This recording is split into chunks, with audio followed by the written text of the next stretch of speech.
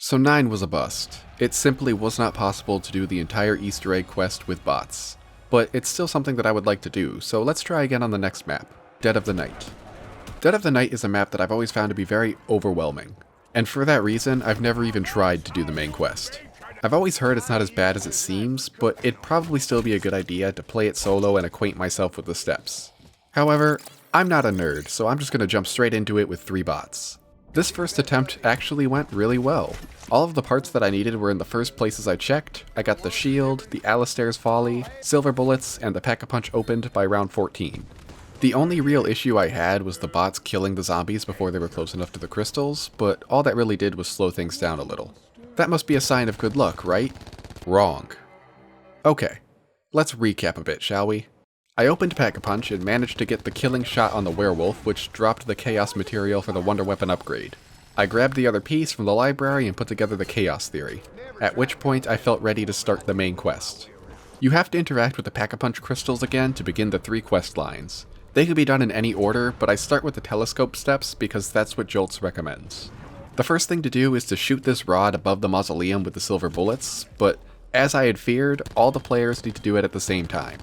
Not only would the bots not help me with this, but they didn't even come out here to protect me. And then they would watch me die, ending an otherwise perfect run. I guess I'll have to kill off the bots to do this first step then. So I got back to where I was, admittedly a little slower than last time, and when it came time to shoot the rod, I tried to kill the bots with a trap. Now on 9, this is pretty easy to do with the spike traps, but the fire traps on this map are not nearly as efficient. They were smart enough not to all walk into the fire trap, and by round 20 when they were more resistant to it, they were able to just walk right through. It would take until round 21 to get them all downed. I almost did it sooner, but they killed the last zombie before bleeding out and respawned for the next round. Anyway, all I had to do was make sure they bled out and survived the round, but I made an unfortunate error in judgment.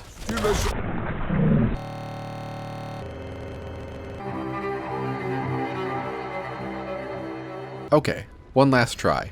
I finally got them all dead and reached the end of the wave. I went outside to shoot the rod, but unfortunately, it did not work. So yeah, Dead of the Night cannot be completed with bots, but at least I figured it out before doing every other step. There was still something I could do though. I still didn't have the achievement for using every crafting table on the map, and I had already used most of them, so I decided to try that. I went for the steak knife first, which can only be attempted once per match. I've never actually gotten it before because I always messed up the order of the symbols, but this time I would finally get it right. I got the branch, collected the vampire souls, and crafted the elusive steak knife. All that was left was the Alistair's Annihilator, which was much easier than the knife.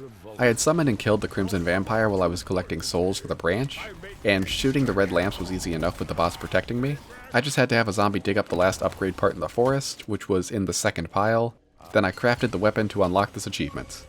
And that's where I was going to end this video, but then I remembered there's another achievement for staking a vampire in the dining room, so I loaded up a solo match to get the steak knife again and earn this achievement. But then I thought, while I'm here, might as well try the Easter egg. I had put the free silver bullets onto the shotgun, but thankfully it could reach the rod if I jumped while I shot. The rod went down, and I was officially farther into this quest than I had ever been before. Turning these wheels was a little tedious, and I kept getting stuck in this corner, but after enough spinning I got it done. Then I was on the scratch mark step, and god is it awful. I found the first 2 symbols pretty easily, but I checked the wrong spot in the library where my 3rd symbol was, so I wasted a lot of time checking every other location. I'm so glad I got all the numbers correct on my first try because I really did not want to have to do this again. 1 lockdown later, and I was done with the first of the 3 quest lines. The Effigy step is next, and this is definitely the best part of the Easter egg. The 5 trees to collect the branches from are actually pretty distinct, which is a relief on this map. Finding the gravestone with 1912 on it did take some time, but that's mostly because I'm a little dumb and not because it was hard to find. You then use the effigy to get dragged down to hell, then you come back in some kind of spirit form to find a ghost somewhere in the map. This part took me 2 attempts. The first time I accidentally killed the last zombie with the fire effect for the effigy, so when I found the ghost I got overwhelmed and downed. The second time I didn't kill the zombie, but it would take forever to finally find this ghost. We took a nice walk back to the graveyard where she burst into flames to reveal the lockdown stone. God, this step is cool. Using the fire trap strategy, this lockdown went by pretty easily, and that marks the end of the second quest line. Just one more, the ninth step. So on paper, this fireplace step sounds awful, but it's actually pretty simple so long as you don't let your last zombie run through the trap. Then I walked the crystals out to the forest, which was made a bit harder thanks to the last zombie dying on me, but luckily they all ended up in their places. I filled up the knights with the souls and killed the werewolf within their circle to reveal the final lockdown stone. This lockdown is a little rough. It spawns a ton of catalysts and the forest is pretty hectic as is. I had a few close calls, but I got through it. With all 3 quest lines complete, I was ready for the boss fight. This fight isn't all that complex, but my heart was pounding. Failure would mean doing the scratch mark step again, and I really didn't want to do that. So the plan was to play it safe. I would trap the werewolf and use the annihilator to protect myself while I shot it with the shotgun. Honestly, this probably wasn't the best weapon to bring to this fight, but I had to make do.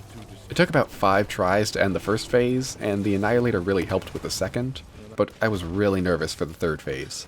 I accidentally used Arsenal Accelerator instead of stock option, and I did take it down, but I just took my time rotating these statues toward the square, and after a few times, the werewolf finally went down. And that's Dead of the Night complete. Sadly, not with bots, they couldn't handle it, but at least I had done it. And after all that stress, I could really use a happy ending. Godfrey? I'll be honest, I've gained quite the appreciation for this map. Sure, there's still a lot to it, but once you know it all, it's actually pretty fun. The weapons, like the steak knife, the silver bullets, and the Alistair's Folly and its upgrades, are a pretty decent balance of difficult to obtain but rewarding to use. And I really like the setting. The estate of an eccentric millionaire feels just so appropriate for zombies.